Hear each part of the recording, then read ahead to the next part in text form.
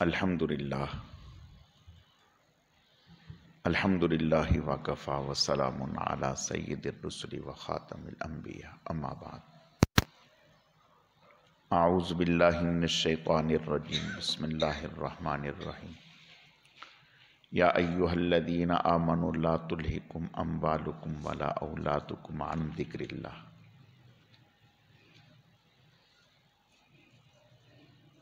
صدق اللہ مولانا العظیم۔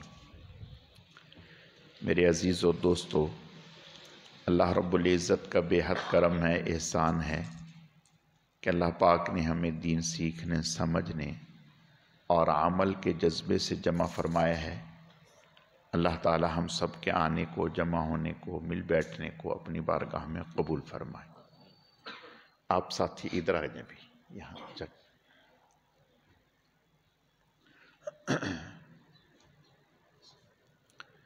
کمی کوتاہیوں کو معاف فرمائے۔ یہ جو آیت کریمہ تلاوت کی گئی ہے، اس میں اللہ رب العزت نے ایک بیماری کا، روحانی مرض کا ذکر فرمایا ہے۔ وہ روحانی مرض کیا ہے؟ وہ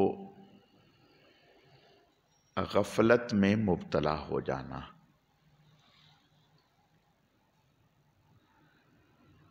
انسان، اللہ پاک نے اس میں عجیب صفات رکھی ہیں۔ یہ بہت جلد نیکی کے اثرات بھی قبول کرتا ہے اور بہت جلد برائی کے اثرات بھی قبول کرتا ہے۔ یعنی ایک لمبا عرصہ محنت کرنے کے بعد پھر ٹھہراؤ آتا ہے۔ نہیں تو یہ انسان جو ہے یہ الٹ پلٹ ہوتا رہتا ہے، کبھی ادھر کبھی ادھر، کبھی ادھر کبھی ادھر، اور ہم اس کا روزمرہ مشاہدہ کرتے ہیں۔ یعنی کبھی تو یہ کیفیت ہوتی ہے کہ بھئی فرائض کیا، نفل ہی نفل پڑھ رہا ہے، تسبیحات کر رہا ہے، لمبی لمبی دعائیں مانگ رہا ہے، اور کبھی پھر ایسا غائب ہوتا ہے کہ کئی دن مسجد میں ہی نہیں نظر آتا۔ تو یہ کیفیات جو ہیں ہر انسان پر آتی ہیں، اور یہ کیفیات نیک پر بھی آتی ہیں اور برے انسان پر بھی آتی ہیں۔ فرق یہ ہوتا ہے کہ جو شخص نیک ہوتا ہے اور صلحاء کی صحبت میں ایک وقت گزار چکا ہوتا ہے، تو اس کے اندر اللہ تعالیٰ اس لمبی صحبت کی برکت سے ایک ٹھہراؤ پیدا کرتے ہیں۔ اس پر بھی برائی کی کیفیات آتی ہیں، یہ ذہن میں رکھیں، اس پر بھی برائی کی کیفیات آتی ہیں، لیکن ایک لمبی صحبت میں رہنے کی برکت سے وہ برائیوں کی کیفیت کو اپنے اوپر مستقل طاری نہیں رکھتا۔ اگر کوئی کیفیت آئی بھی تو وہ فوراً توبہ کرتا ہے اور متوجہ ہو جاتا ہے، بیدار ہو جاتا ہے، اور بیدار ہو کر کے فوراً نیکی کی طرف زیادہ گامزن ہو جاتا ہے تاکہ وہ کیفیت دھل جائے۔ اور جو انسان ایسا نہیں ہوتا، بزرگوں کی صحبت نہیں اٹھائی ہوتی، تو وہ پھر ایسے ہوتا ہے جیسے کسی آدمی سے جو تیراک نہ ہو اس سے کنارہ چھوٹ جائے، یا وہ پتنگ جس کی ڈور کٹ جائے، وہ ہواؤں کے رحم و کرم پر ہوتی ہے کہ اس کو کہاں پھینک دیں۔ اور اسی طرح وہ شخص جو کسی جگہ سے متعلق نہیں ہوتا تو اس پر جب کیفیت آتی ہے تو پھر ایسا ہوتا ہے جیسے کنارہ ہاتھ سے چھوٹ گیا، اب وہ پانی کے رحم و کرم پر ہے کہ اس کو کہاں لے جائے۔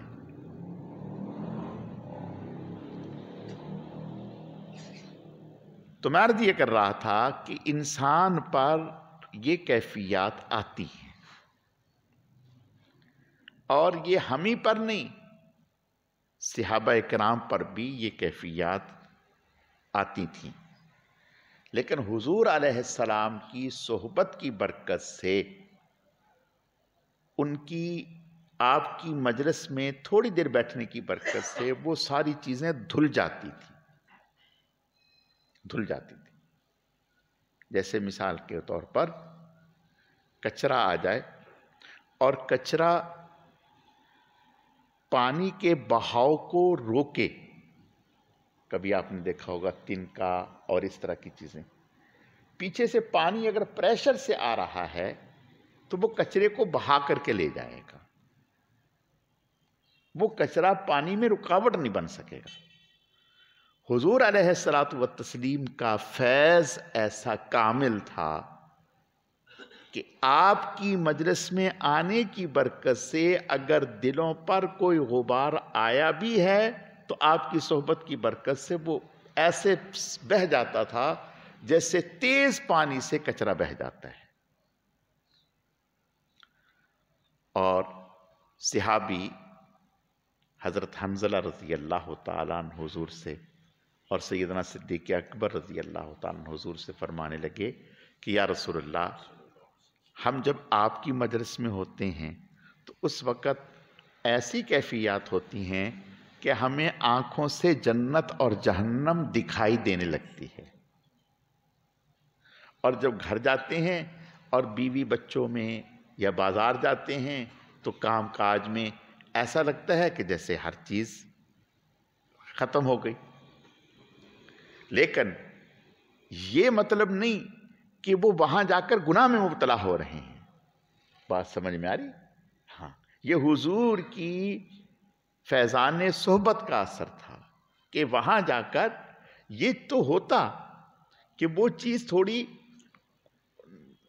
نیچے آتی، لیکن یہ کہ گناہ میں ایسا نہیں تھا۔ آپ نے ارشاد فرمایا اگر تمہاری ہر وقت وہ کیفیت رہے جو میری مجلس میں ہوتی ہے، پھر تو تم سے گلی کوچوں پر فرشتے مصافحہ کرنے لگ جائیں۔ تو یہ جو آیت کریمہ تلاوت کی ہے، اس میں اللہ پاک نے ہماری خالق کو ہیں، مالک ہیں، ہمارے حال سے واقف ہیں۔ اللہ کو پتہ ہے کہ جب انسان اپنے بیوی بچوں میں بیٹھے گا سب کچھ بھول بھال جائے گا، بازار میں بیٹھے گا، اب بازار غفلت والا ماحول ہے، بازار تو غفلت والا ماحول ہے، وہاں تو سوائے ادھر ادھر کی باتوں کے اور سوائے سودے کی باتوں کے، لین دین کی باتوں کے، تجارت کی باتوں کے، منافع کی باتوں کے اور کچھ ہے ہی نہیں۔ اور دیکھو کچھ چیزیں ایسی ہوتی ہیں، دل کا نکھرنا اور دل کا غبار آلود ہونا، یہ انہی چیزوں سے ہے۔ اب مثال کے طور پر آپ نے کچھ دھویا تو نہیں، کلمہ پڑھا ہے لا الہ الا اللہ، اب لا الہ الا اللہ پابندی سے پڑھا تو اس کی برکت سے آپ کا دل اجلا ہو گیا، دھل گیا۔ اب بازار میں بیٹھے، دکان پر بیٹھے، ادھر ادھر بیٹھے تو اب ہم ادھر کی باتیں، ادھر کی باتیں، سودے کی باتیں، جھوٹ کی باتیں، سچ کی باتیں، پتہ نہیں کیا کیا کچھ، اب وہ چیزیں ایستا ایستا ہمارے دل کو غبار آلود کر رہی ہیں۔ غبار آلود کرتے ہیں۔ دیکھو ہمیں تو ان چیزوں کا ادراک نہیں ہوتا، جو بڑے لوگ ہوتے ہیں انہیں ہوتا ہے۔ حضرت مولانا محمد الیاس دہلوی رحمۃ اللہ علیہ حضرت فرماتے کہ جب میں کبھی گشت کے لیے جاتا، ملاقاتوں کے لیے لوگوں سے جاتا، تو ان لوگوں سے ملاقات کر کے ان کی باتیں سن کر ان کے پاس بیٹھ کر میں اپنے دل کو بدلا ہوا محسوس کرتا، اپنے دل کو بدلا ہوا، یعنی میرے دل کے اوپر ایک ایسا جیسے کوئی تہ سی جم گئی۔ تو فرماتے پھر میں اس کا علاج یہ کرتا کہ 3 دن یا 5 دن، یا تو اس وقت بہت بڑی خانقاہ تھی شاہ عبد الرحیم رحمۃ اللہ علیہ رائے پوری، شاہ عبد القادر رائے پوری، فرماتے کہ میں 3 دن اس خانقاہ میں جاتا اور جا کر وہاں خانقاہ میں اللہ اللہ کے ماحول میں رہتا تو میرا دل صاف اجلا ہو جاتا۔ یا پھر میں 3 دن یا 5 دن الگ تھلگ ہو کر اعتکاف کرتا، روزہ رکھتا، پھر میرے دل سے یہ جو ایک غبار سا ہوتا یہ ہٹ جاتا۔ تو یہ بڑے لوگ ہیں، انہیں اس کا ادراک ہوتا ہے، ہمیں تو نہ نیکی کا ادراک ہوتا ہے اور نہ گناہ کا ادراک ہوتا ہی نہیں۔ تو خیر، تو میں جو آیت تلاوت کر رہا تھا یہ کہ اس میں اللہ پاک نے اسی بات کو ذکر کیا کہ لا تلہکم اموالکم ولا اولادکم عن ذکر اللہ، تمہیں اللہ کے ذکر سے تمہارا مال، تمہاری اولاد، تمہارا کاروبار، تمہاری دکان، تمہارے معاملات، یہ اللہ کے ذکر سے غافل نہ کرتے۔ اب اس سے ذکر اللہ جو کہا تو اس سے کون سا ذکر مراد ہے؟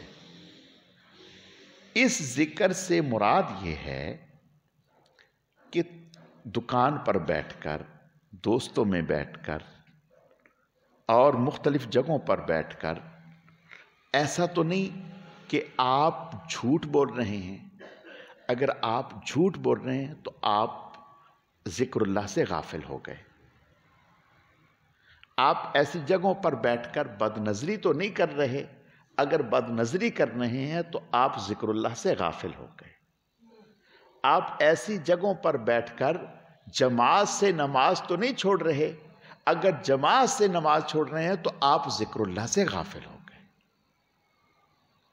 یعنی یہاں ذکر اللہ سے مراد یہ ہے ہر وہ کام، ہر وہ عمل جو آپ کو نیکی کے کام سے روک دے۔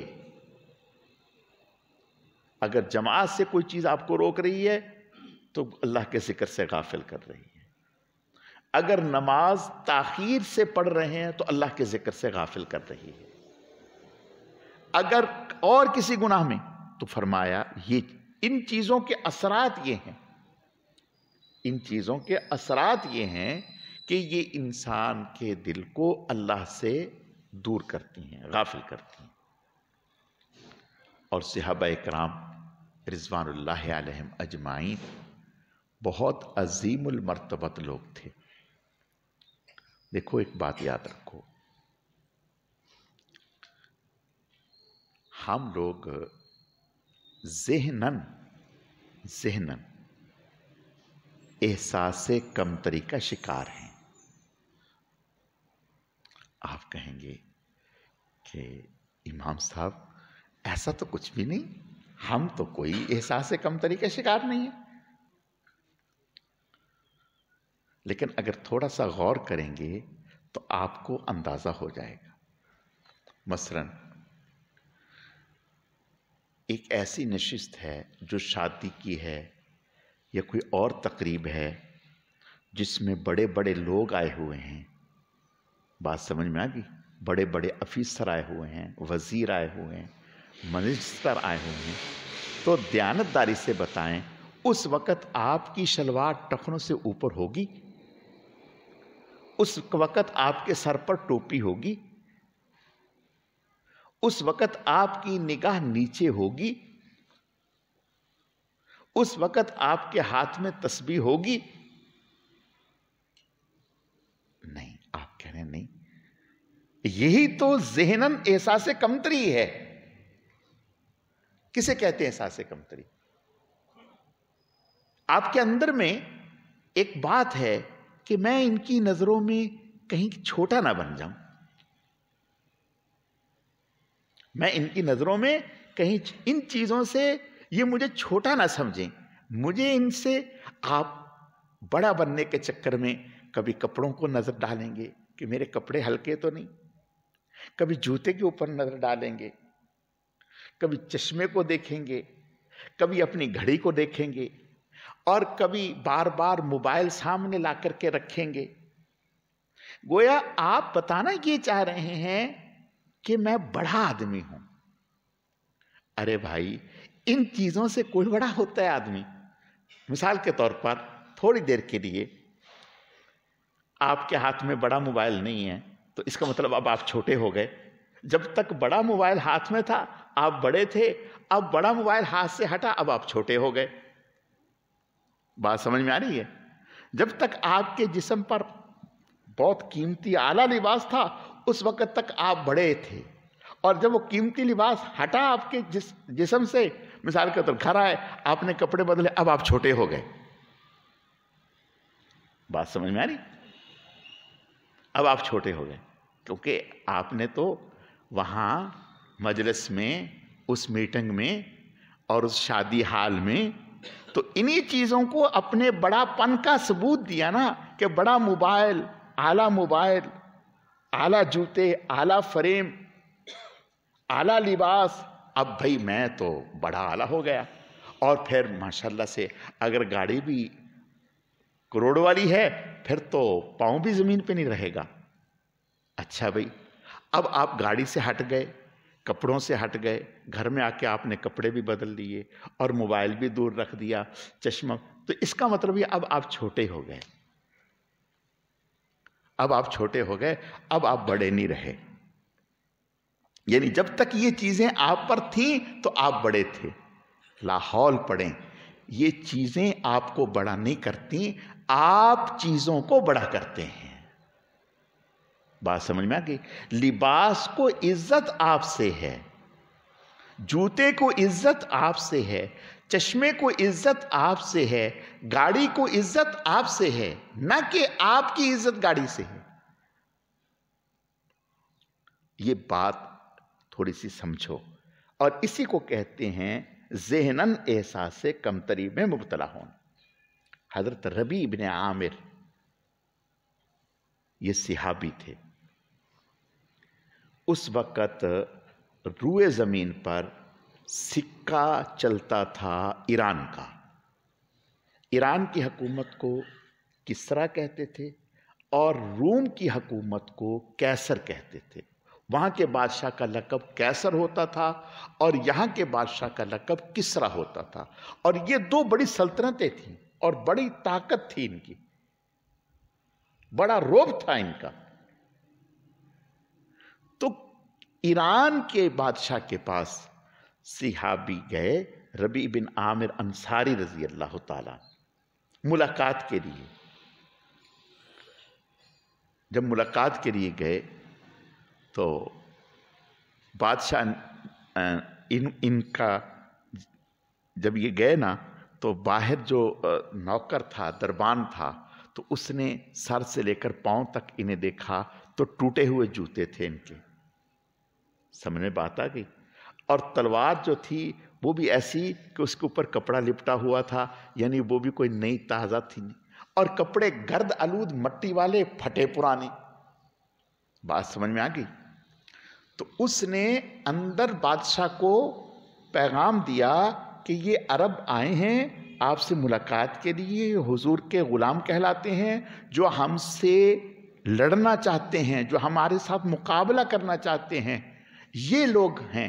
ان میں سے ایک آدمی ملاقات کے لیے آیا ہے۔ تو بادشاہ نے کہا کہ اس کو روکو، یہاں روک دیا۔ بادشاہ نے کہا کہ اس کا لباس بدلواؤ، اس کا لباس بدلواؤ۔ کیا مطلب؟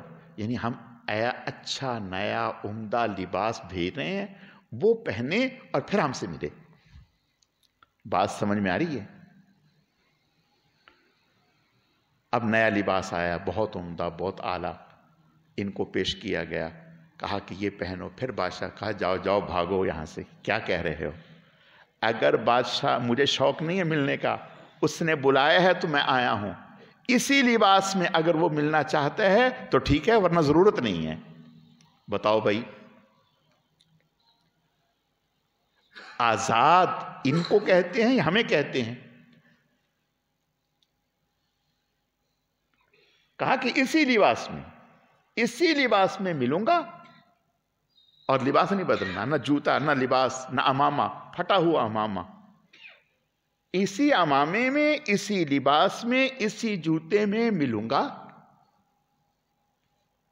اس نے آگے پیغام بھیج دیا کہ بھئی یہ تو، اور یہ کوئی فوج نہیں تھی، اکیلے تھے، ان کا ملک اور بادشاہ کے سامنے جانا ہے۔ ان کو پیغام بھیجا، اور جب پیغام بھیجا تو جو پیچھے وہاں دربار پہ کھڑا تھا نا، گیٹ پہ، ان کی اس نے وہ ان کو دیکھ کے ہنسا، کہا کہ اس ٹوٹی ہوئی تلواروں سے آپ ایران کو فتح کرنے کے خواب دیکھ رہے ہیں۔ بات سمجھ میں آ گئی؟ تو کہا کیا مطلب؟ کہا کہ بھئی ہمارے پاس تو ایک سے ایک ٹیکنالوجی ہے، ایک سے ایک اسلحہ ہے، ایک سے ایک ہمارے پاس طاقت ہے، اور آپ کے پاس تو تلواریں ہیں اور وہ بھی ٹوٹی ہوئی، پاؤں میں پہننے کے لیے جوتا نہیں ہے، تو آپ ہمارا ملک فتح کرنا چاہتے ہیں۔ تو فرمانے لگے کہ آپ نے غلط اندازہ لگایا، آپ کے پاس جو کوئی مضبوط ڈھال ہو، ڈھال، اس وقت جو لڑائی ہوتی تھی وہ اس طرح سے ہوتی تھی کہ ایک ہاتھ میں تلوار ہے، ایک ہاتھ میں ڈھال ہے، وہ حملہ کر رہا ہے تو ڈھال آگے کر کے اس کے حملے کو روکتا ہے، اور ڈھال بڑی مضبوط ہوتی تھی۔ تو کہا جو مضبوط ڈھال ہے وہ لاؤ، وہ لائے، انہوں نے اس کے اوپر تلوار ماری، بسم اللہ پڑھ کر اس کے دو ٹکڑے ہو گئے۔ تو کہا کہ آپ نے صرف تلوار دیکھی ہے، چلانے والے ہاتھ نہیں دیکھے۔ آپ نے صرف تلوار دیکھی ہے، چلانے والے ہاتھ نہیں دیکھے۔ تو عرض کرنے کا مقصد یہ ہے کہ یہ لوگ ذہناً آزاد تھے، دنیا کی کسی بھی بڑے سے بڑے بادشاہ کے سامنے مغلوب نہیں ہوتے تھے۔ حضرت حذیفہ بن یمان رضی اللہ تعالیٰ عنہ بادشاہ کے ساتھ دسترخوان پر بیٹھے، کھانا کھا رہے ہیں، نوالا ہاتھ سے گر گیا۔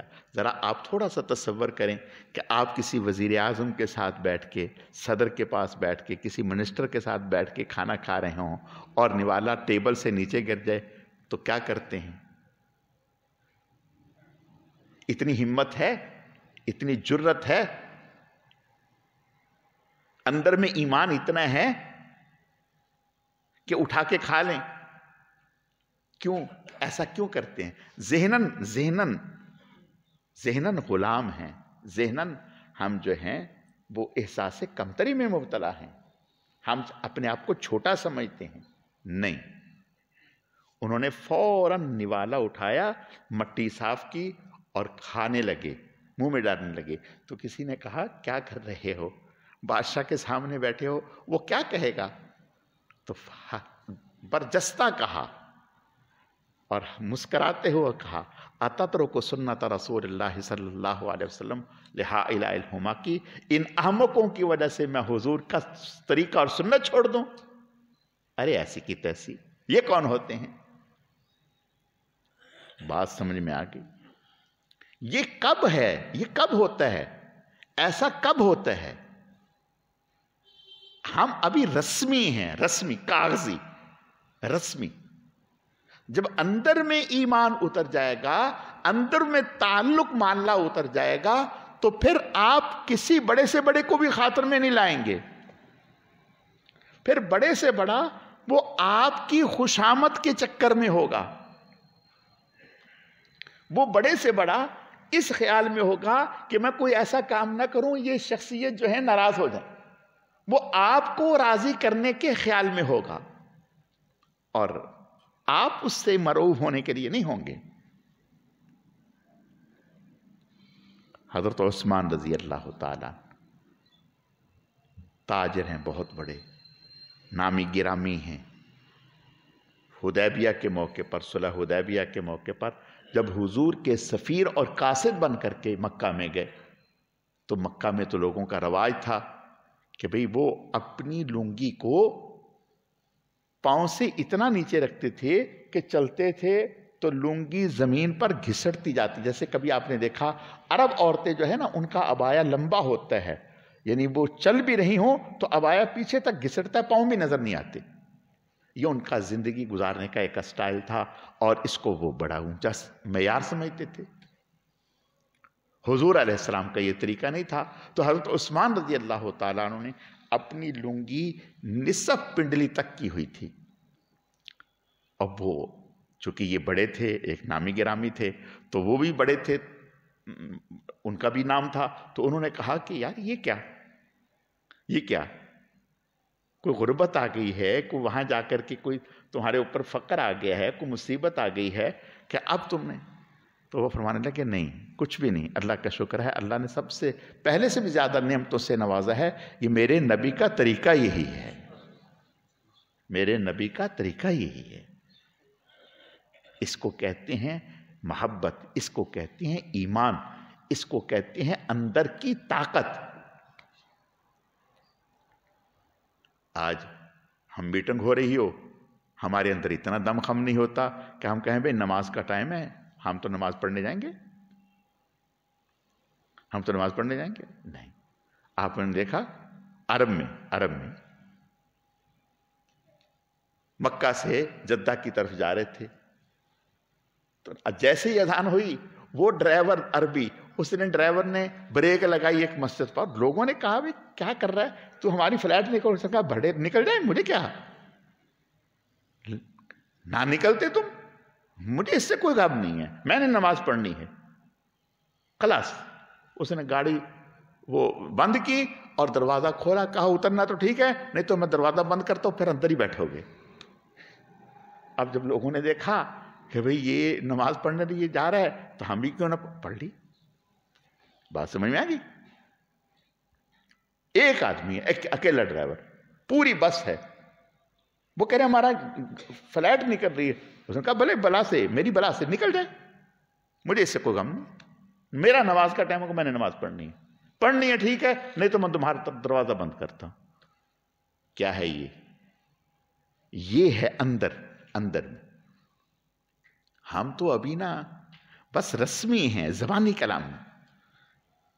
ہم نے جیسے گھر میں آپ نے کپڑے لٹکا کے رکھے ہوتے ہیں نا، یہ آفس کا لباس ہے، یہ شادی کا لباس ہے، یہ واک کا لباس ہے، یہ فلاں کا لباس ہے. ایسے ہم نے روپ بھی الگ الگ رکھے ہوئے. سمجھ بات آ گئی؟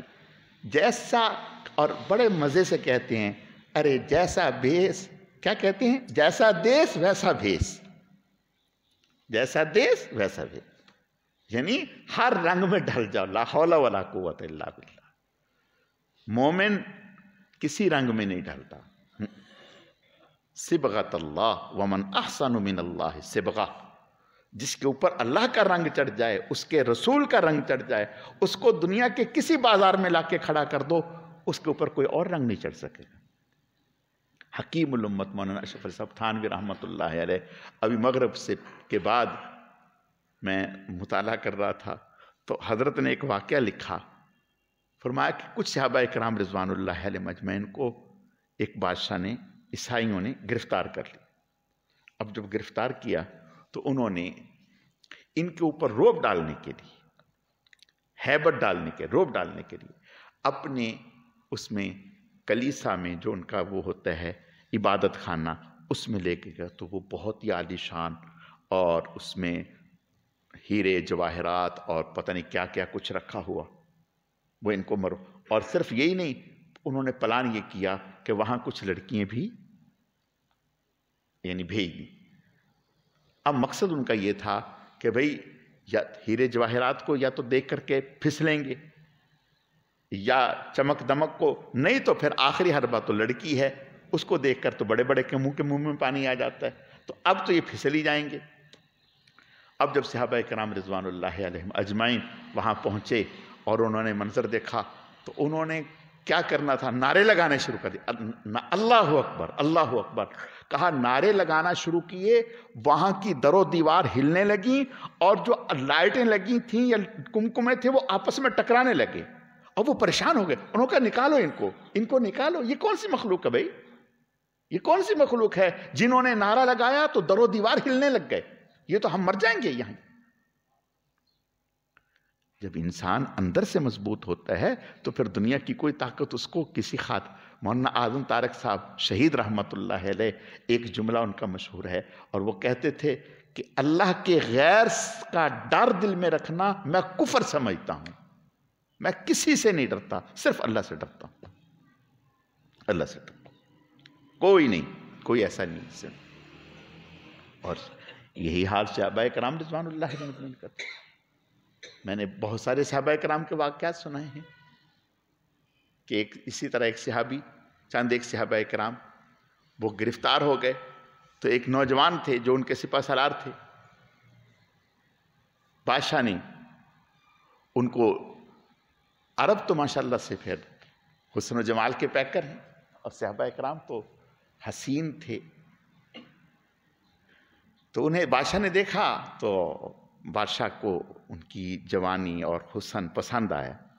تو بادشاہ نے لالچ دیا کہ تم ایک کام کرو، میرا دین قبول کر لو میرا دین قبول کر لو، میری ایک بیٹی ہے، میرے بعد یہ پوری سلطنت اسی کی ہے، اس کا نکاح آپ سے کر دوں گا، اور آدھی سلطنت ابھی دے دوں گا، آدھی بعد میں میرے مرنے کے بعد. اب بتاؤ بھائی اور کیا چاہیے. آج کل تو لڑکے ڈھونڈتے ہیں کوئی ایسی سامی مل جائے جو بنگلہ بھی دے، گاڑی بھی دے، کار بھی دے، اور شادی بھی ہو جائے. کہتے بھائی بڑا لکی آدمی ہے، بھائی بڑا لکی آدمی ہے، سب کچھ مل گیا بھائی، اس کو اور کیا چاہیے بھائی، اللہ نے ہاتھ پکڑ لیا کہتے ہیں اللہ نے ہاتھ پکڑ لیا. اب صحابہ کرام سے، اس صحابی سے یہ کہا جا رہا ہے، یہ کہا جا رہا ہے انہوں نے کہا کہ نہیں، مجھے یہ کچھ بھی قبول نہیں. اس نے بہت کہا، انہوں نے کہا نہیں کوئی. بادشاہ نے کہا کہ ہم تو بڑے بڑوں کو سیدھا کر لیتے ہیں، تم کیا ہو. اس نے اپنے درباریوں کو کہا کہ ایسا کرو، تیل جو ہوتا ہے نا، تیل، اس کو کڑھائی میں ڈال کر اس کو آگ میں رکھو اور اس کو ابال دو تیل کو اور جب تیل ابلنے لگے نا تو پھر ایسا کرو، اس کے ساتھی ہیں نا، ان میں سے ایک دو کو پکڑ کے ڈال دو. جب یہ ان کو 2 لمحوں میں، 2 منٹوں میں یہ دیکھے گا کہ ان کی جسم گل گیا، ہڈیاں اور گوشت، تو یقیناً. تو خیر ایسا ہی کیا، 1-2 صحابہ کرام کو ڈالا، وہ شہید ہو گئے، اور پھر ان کو لے کے گئے. جب ان کو لے کے گئے تو قریب تھا کہ ان کو ڈالتے تو یہ رونے لگ گئے، آنکھوں سے آنسو آ گئے. اب بادشاہ نے کہہ رکھا تھا کہ بھئی اگر کوئی ایسی بات دیکھو جس سے آپ کو یہ لگے کہ یہ خوف زدہ ہو گیا تو میرے پاس لے آئیں. اب لے آئے. بادشاہ مسکرایا، یعنی میرا حربہ کامیاب ہو گیا. تو کہنے لگا جی سنائیں، میں نے آپ کو پیشکش کی تھی نا، سمجھ میں نہیں آئی تھی. ابھی بھی میں اس پر قائم ہوں، میں اپنی بیٹی کا رشتہ دیتا ہوں، آدھی سلطنت دیتا ہوں، اور تم اپنا اسلام چھوڑ کر میرا مذہب قبول کر لو. تو انہوں نے جرت کے ساتھ کہا کہ نہیں، مجھے یہ پیشکش قبول نہیں. بادشاہ حیران ہوا. کہا کہ پھر رو کیوں رہے تھے؟ رو کیوں رہے تھے؟ کہا کہ یہ میرا اور میرے اللہ کا راز ہے۔ کہا بتاؤ۔ کہا نہیں بتاؤں گا۔ کہا اچھا ایسا کرو، مجھے بتاؤ کیوں رو رہے تھے، میں اس پر آپ کے سارے ساتھیوں کو رہا کر دوں گا۔ انہوں نے اپنے ساتھیوں کی جان بچانے کے لیے فرمانے لگے کہ میں اس لیے رو رہا تھا کہ اے اللہ، آج زندگی میں یہ موقع آیا کہ آپ کے نام پر میں جان قربان کروں، افسوس کہ ایک ہی جان ہے، افسوس کہ ایک ہی جان ہے۔ میرا دل یہ چاہتا تھا کہ جتنے میرے جسم پر بال ہیں اتنے میری جانیں ہوتی، میں آپ کے نام پر ایک ایک جان قربان کرتا چلا جاتا۔ اس بات پہ رویا۔ بادشاہ نے اس کا ماتھا چوما، کہا کہ جس مذہب کو ماننے والے ایسے نڈر لوگ اور اس مذہب سے محبت کرنے والے ایسے لوگ ہوں گے، اس کو دنیا کی کوئی طاقت شکست نہیں دے سکتی۔ چنانچہ بڑی شہرت ہوئی اور یہ واپس آئے مدینہ منورہ۔ حضرت عمر رضی اللہ تعالیٰ عنہ کو پتہ چلا، خبر تو پہنچ گئی تھی، حضرت استقبال کے لیے باہر نکلے، ان کو گلے سے لگایا، چوم لیا کہ آپ ہمارا فخر ہو، آپ ہمارا فخر ہو۔ تو میرے بھائیوں، میں عرض یہ کرنا چاہتا ہوں، بتانا یہ چاہتا ہوں کہ جب دل میں اللہ آئیں گے، دیکھو بھائی، جب جنگل کا شیر آتا ہے نا کہیں، تو پھر سب گیدڑ ویدڑ بھاگ جاتے ہیں۔ شیر آ گیا نا، بادشاہ آ گیا، اب کوئی چھوٹا موٹا وہاں رہتا نہیں، اور جس دل میں اللہ آ جائیں گے وہاں پھر کوئی اور رہے گا نہیں، کوئی اور رہے گا نہیں، اور پھر کسی اور کا خوف بھی نہیں رہے گا۔ اور وہ حدیث پڑھی پڑھی ہے، واقعات بھرے پڑے ہیں۔ حضور علیہ الصلوۃ والتسلیم بذات خود یعنی سو رہے ہیں، آنکھ کھلی تو ایک بدو نے تلوار اٹھائی ہوئی ہے اور کہہ رہا ہے کہ میرے ہاتھ سے آپ کو کون بچائے گا؟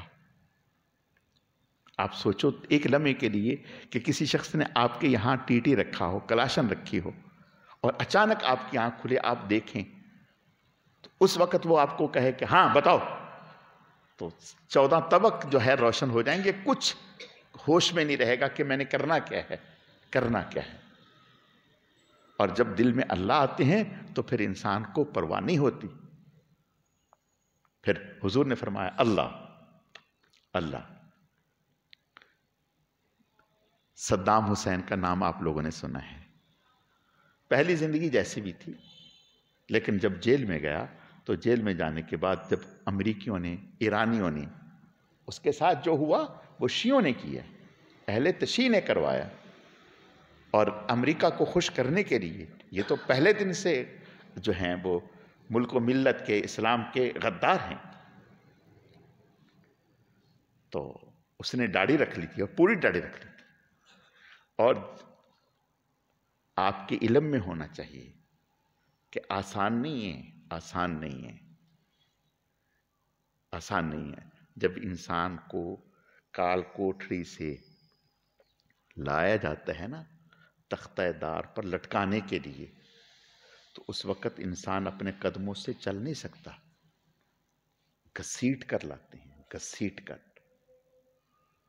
ایک بڑا قومی لیڈر ہمارے ملک کا، جب اس کو تختہ دار پر لایا گیا تو اس کو گھسیٹ کے لا رہے تھے، گھسیٹ کے لا رہے تھے، اپنے قدموں پہ چل کے نہیں آ رہا تھا۔ اور اس ملک کی تاریخ ہے، اس ملک کی تاریخ ہے، سپاہ صحابہ کے جن ساتھیوں کو تختہ دار پر لٹکایا گیا، پھانسی پر لٹکایا گیا، وہ حشاش بشاش ہنستے مسکراتے نعرے لگاتے ہوئے آئے اور اس کو چوم کر گلے میں ڈالا، اور ذرہ برابر بھی وہ جلاد کہتا تھا کہ چہرہ ہی بتا دیتا ہے حق کا چہرہ کون سا ہے، باطل کا چہرہ کون سا ہے۔ کہنا آسان ہے۔ صدام کو جب تک آپ، اس کی ویڈیو ہے منظر عام پر، آپ دیکھیں، اس کو جب اس کے گلے میں وہ توق ڈالا جا رہا تھا، ڈال دیا تھا، تو اس کو کہا گیا کہ تو جہنمی ہے، یہ اس نے کلمہ پڑھا، اشہد ان لا الہ الا اللہ وحدہ لا شریک لہ واشہد ان محمدا عبدہ ورسولہ، اس کو خوف زدہ کرنے کے لیے کہا کہ تو جہنمی ہے، تیرا کلمہ اس نے کہا نا انا مسلم، میں جنتی ہوں، اور کلمہ پڑھا۔ آنکھوں میں آنکھیں ڈال کر کے اس نے جان دی ہے، بزدل بن کر کے نہیں، اس نے جان دے کر بھی کفر کے منہ پہ تھپڑ مار دیا ہے کہ تمہارے پاس اس سے بڑھ کر اور کیا تھا، کیا کر لیا تم نے میرا، اس سے زیادہ اور کیا تھا، لیکن اس کے باوجود جاتے جاتے بھی میں تمہارے منہ پہ تھوک کے گیا ہوں، سر نیچا نہیں کیا، ڈرا نہیں، گھبرایا نہیں، زندگی کی بھیک نہیں مانگی۔ جب دل میں اللہ آتے ہیں تو پھر غیر کا ڈر نکل جاتا ہے۔ تو بھائی ہم کبھی ٹوپی اتار لیں گے اور کبھی شلوار نیچی کر لیں گے اور کبھی یوں کریں گے، کبھی یوں کریں گے، یہ کیا ہے؟ ذہناً غلام ہیں، اندر میں ہم اپنے آپ کو چھوٹا سمجھتے ہیں، اچھے کپڑے پہن کے سمجھتے ہیں بڑا ہو گئے، کبھی موبائل اسٹائل سے پکڑیں گے، کبھی پرس بھی ہاتھ میں پکڑیں گے، بھئی کیا ہے، ہم بڑے بن گئے۔ لا حول ولا قوت الا باللہ۔ ان کپڑوں سے، اس موبائل سے، اس چشمے سے، اس گاڑی سے نہ آپ بڑے ہیں نہ آپ چھوٹے ہیں، آپ ایمان اور اعمال صالحہ تعلق مع اللہ سے بڑے ہیں۔ تعلق مع اللہ ہے تو آپ بہت بڑے ہیں، اللہ کا تعلق نہیں ہے، اس کی کامل نسبت حاصل نہیں ہے تو آپ سے چھوٹا کوئی نہیں، آپ سے چھوٹا کوئی نہیں۔ اللہ تعالیٰ سمجھنے کی، عمل کرنے کی توفیق عطا فرمائے۔ الحمدللہ رب العالمین والعاقبۃ للمتقین والصلاۃ والسلام علی سید المرسلین اللہم صلی علی محمد النبی الامی وعلی آلہ واصحابہ وبارک وسلم وصلی علیہ رب اغفر وارحم وانت خیر الراحمین۔ اے اللہ، جتنا بھی درود شریف محض آپ کی توفیق اور آپ کے فضل سے پڑھا گیا، اسے اپنی بارگاہ میں بے حد قبول فرما، کمی کوتاہیوں کو معاف فرما، اس کا اجر و ثواب جناب رسول اللہ صلی اللہ علیہ وسلم کی خدمت میں بطور تحفہ اور ہدیہ قبول فرما۔ پھر آپ علیہ السلام کے صدقہ اور طفیل سے آپ کی ازواج، اہل بیت، خلفائے راشدین عشرہ مبشرہ، تمام صحابہ کرام و صحابیات، تمام انبیاء کرام، حضرت شیخ الحدیث رحمۃ اللہ علیہ، ہمارے حضرت جی رحمۃ اللہ علیہ، سلسلے کے تمام اکابر، اسلاف، بزرگان دین، مشائخ اعظام، ہم سب کے والدین، ہم سب کے اساتذہ کرام، پوری امت کو اے اللہ اس کا اجر و ثواب پہنچا۔ یا اللہ پاک درود شریف کے اس مبارک عمل کو آپ صلی اللہ علیہ وسلم کے قرب خاص کے حصول کا ذریعہ فرما، آپ کی دعاؤں میں ہمیں شامل فرما۔ یا اللہ پاک درود شریف کے اس مبارک عمل کی برکت سے ہم سب کا خاتمہ ایمان پر فرما، اپنے اپنے وقت پر پاکیزہ طیب کلمے والی موت نصیب فرما۔ اے اللہ، درود شریف کے اس مبارک عمل کی برکت سے ہم سب کے تمام گناہوں کو، ظاہری گناہ، باطنی گناہ، چھپے ہوئے، کھلے ہوئے، اے اللہ تمام گناہوں کو معاف فرما، آئندہ کے لیے ہر قسم کے گناہ سے ہماری حفاظت فرما۔ یا اللہ پاک درود شریف کے اس مبارک عمل کی برکت سے تمام بیماروں کو صحت و تندرستی عطا فرما۔ جتنے بھی لوگ بیمار ہیں، مرد و عورت، بچے بوڑھے، جن کے نام یاد ہیں، جن کے نام یاد نہیں ہیں، سب کو صحت و تندرستی عطا فرما۔ جو مسلمان اس دنیا سے جا چکے، اے اللہ سب کی مغفرت فرما۔ یا اللہ پاک درود شریف کے اس مبارک عمل کی برکت سے اپنے انعامات کو ہم پر عام اور تام فرما، کامل اور مکمل فرما۔ ہر نعمت کے حاصل ہونے پر اپنی ذات عالی کا بے حد شکر ادا کرنے کی توفیق عطا فرما، ناشکری، ناقدری سے ہماری حفاظت فرما۔ اے اللہ ہمیں شکر کرنے والا دل اور شکر کرنے والی زبان عطا فرما، ذکر کرنے والا دل اور ذکر کرنے والی زبان عطا فرما۔ اے اللہ ہم سب کو اپنے غیب کے خزانوں سے رزق حلال، خوشحالی، فراوانی، عزت، عافیت اور سہولت کے ساتھ وافر مقدار میں نصیب فرما۔ پھر اپنے راستے میں خوب خرچ کرنے کی توفیق عطا فرما۔ اے اللہ اعمال صالحہ میں استقامت نصیب فرما، خیر کے زیادہ سے زیادہ کام محض اپنے کرم اور فضل سے تھوڑے وقت میں ہم سب کو کرنے کی توفیق عطا فرما۔ اے اللہ ہم سب کے لیے بار بار حرمین شریفین کی مقبول حاضری مقدر فرما۔ یا اللہ پاک درود پاک کی برکتیں، انوارات ہم میں سے ہر ایک کو نصیب فرما۔ اے اللہ ہر لمحہ، ہر گھڑی، ہر آن اپنی ہی ذات عالی کا دھیان نصیب فرما۔ سبحان ربک رب العزت عما یصفون وسلام علی المرسلین والحمد للہ رب العالمین برحمتک یا رب۔